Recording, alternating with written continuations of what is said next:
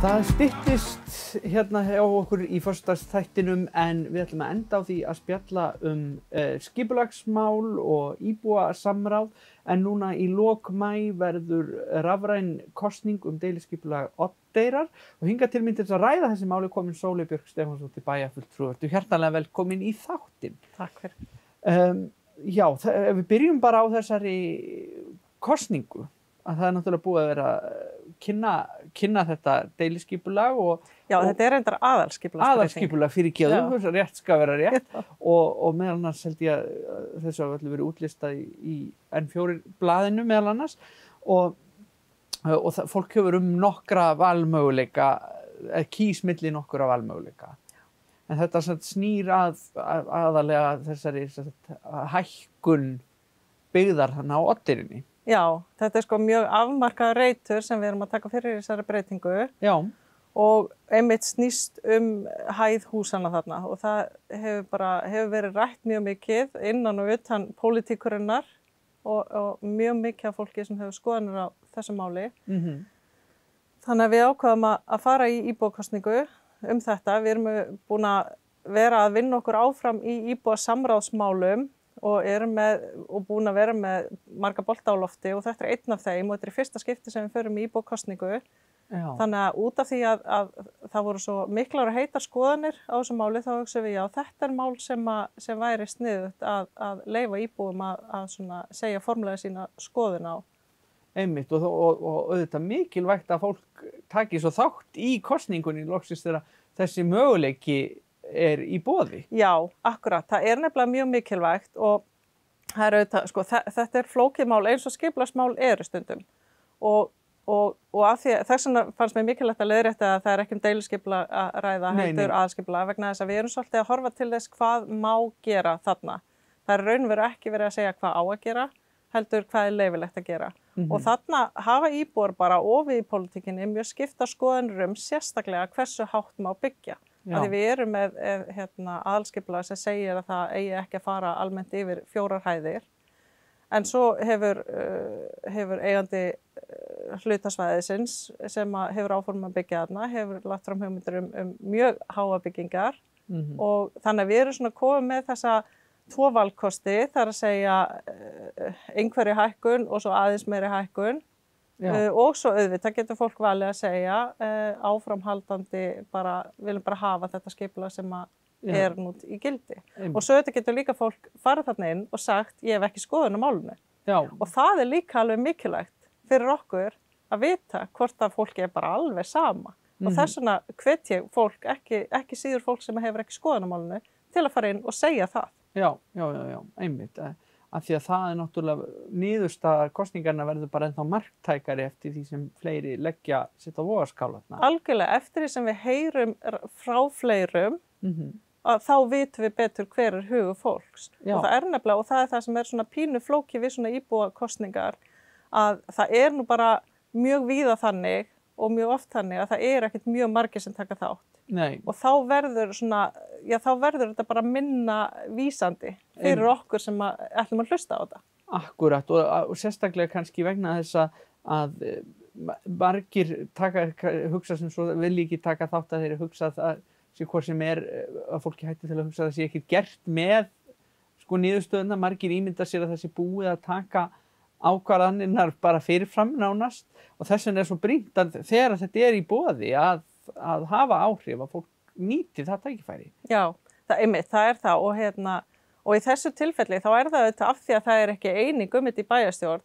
Þess vegna einhvern veginn var ekki tekin ákvörðun, þannig að augljóslega ekki búið að taka ákvörðunina. En svo auðvitað við það nú bara 1 ár eftir þessu kjörtímabili að það kemur ný bæjarstjórn og þetta þá vísir fyrir þá bæjarstjórn líka. Já.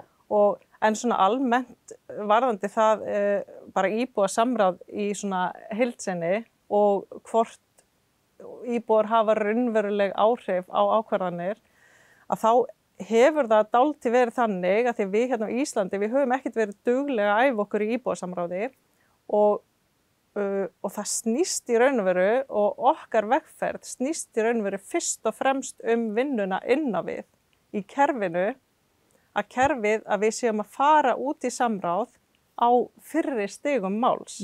Að við séum að fara úr sem fasa sem við höfum svona staðið okkur bara ágætlega í sem bara að kynna hvað við erum að ákveða. Já.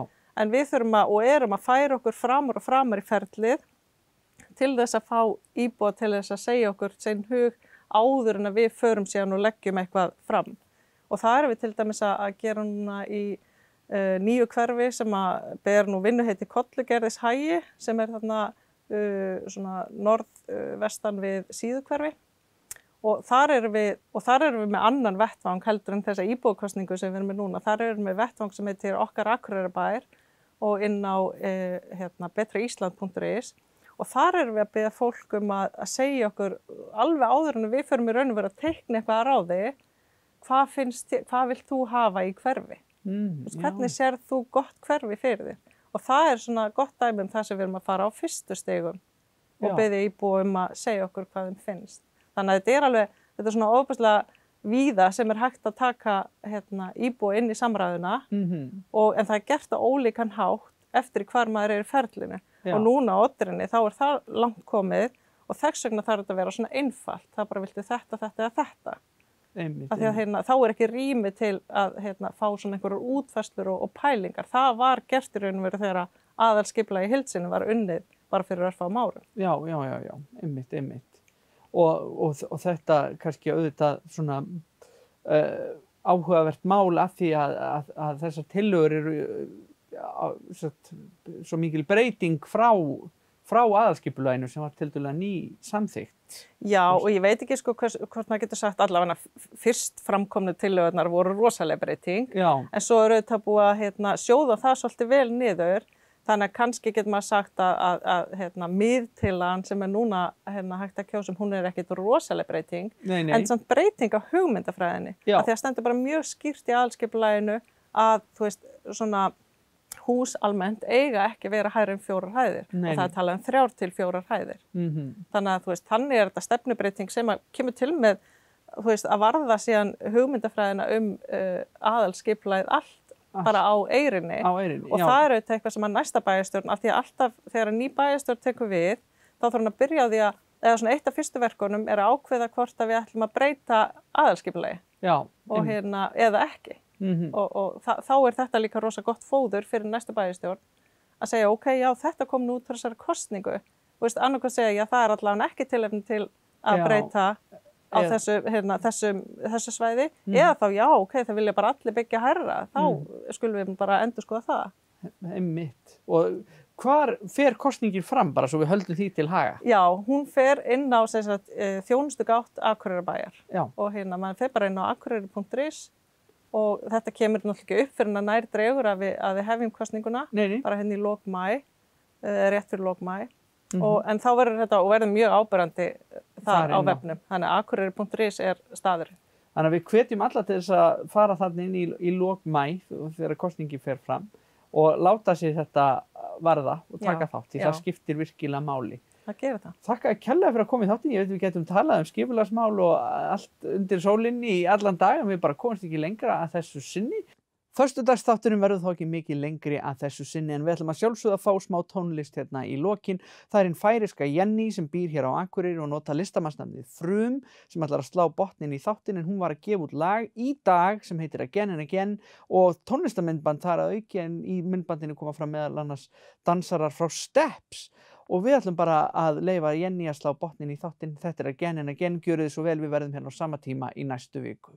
Takk fyrir að horfa.